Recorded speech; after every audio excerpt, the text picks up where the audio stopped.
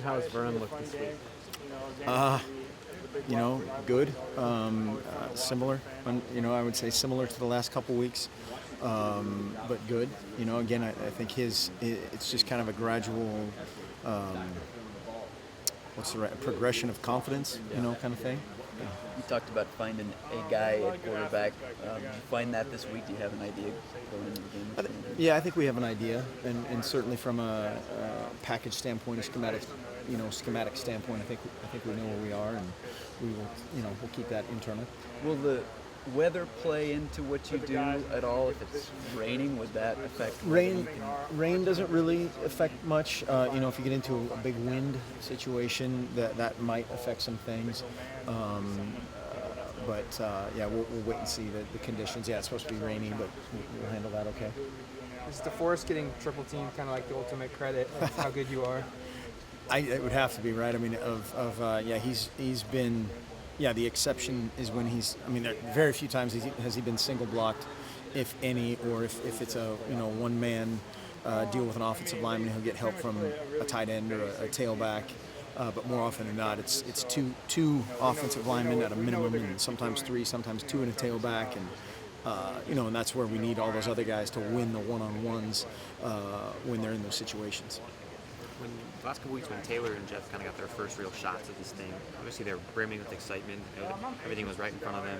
They've been kind of had some struggles though. Has that dimmed their confidence? Do you sense that in the study room, on the practice field? Is their confidence where it needs to be? I don't sense that necessarily. I think they've had.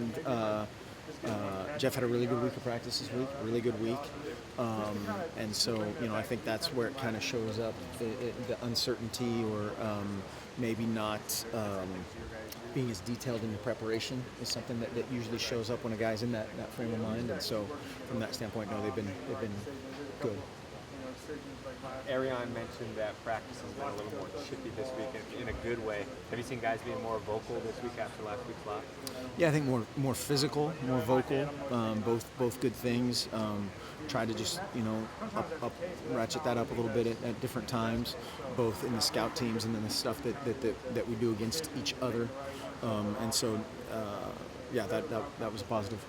Is there any talk to the younger guys about when you go to UW that not fighting back? Maybe I don't know if that's the right word to say, but that it's going to get chippy, it's going to get vocal, and kind of contain your emotions. Well, yeah, I mean there's some certain elements of what they do that where that comes up, whether it's in special teams or a few other places.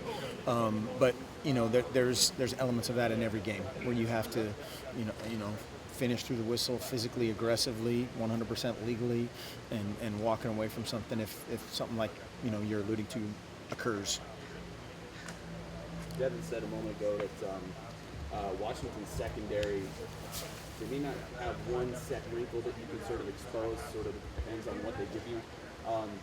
Is that pretty accurate? Do they have one? Is there one area that you feel like you can exploit depending on no matter what they show, or is that sort of what defense they show you? You got to exploit exactly what they're giving you. They do a great job of mixing two high looks and playing zone, and then single high looks and mixing man and zone.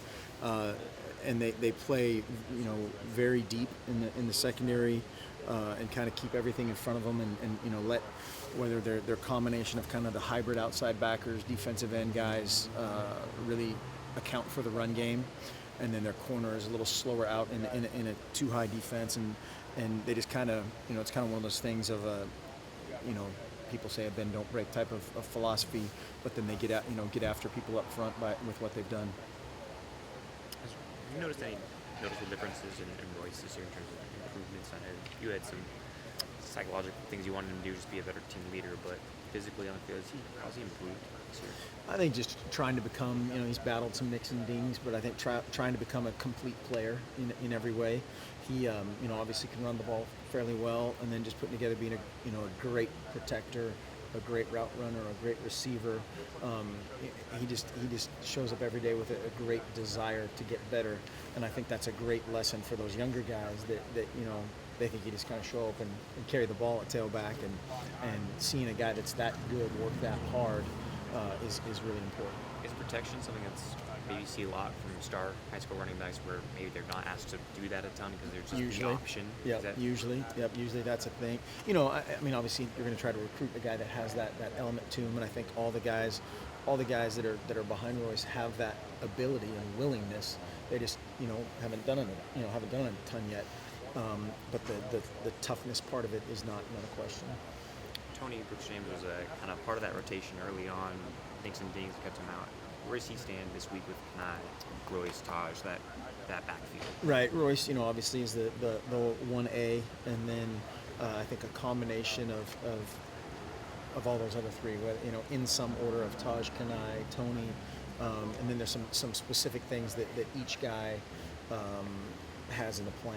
You know, and that's one thing, you know, you have to be careful of too, is just overworking Royce and letting that wear and tear build up too much. Do you anticipate Royce being involved in the passing game this much? He's already surpassed his numbers from last year there. Yeah, he was a guy. He's got great hands, and he's a really good route runner for his physique and his position. He does a great job, and obviously when you can get that guy in the open field or on an edge of an arm tackle situation, it's a good thing. Have you thought at all about why road teams do so well in the Pac-12 last year and this year? That is bizarre. I have no explanation for that. I hope it continues this week. I'm all for it right now. Yeah. Obviously, you guys don't care much about the past, but the streak is kind of a big deal for Oregon and their fans. Is there a sense of added pressure that guys don't want to be the team that breaks the streak or loses the streak? Not necessarily the streak. I mean, we've talked about the rivalry and the history of the rivalry, and whether it's the guys that aren't, you know, from around here or don't have a total sense of what that means. And you know, we have a sense of urgency and a you know, to use your word, pressure to perform every week.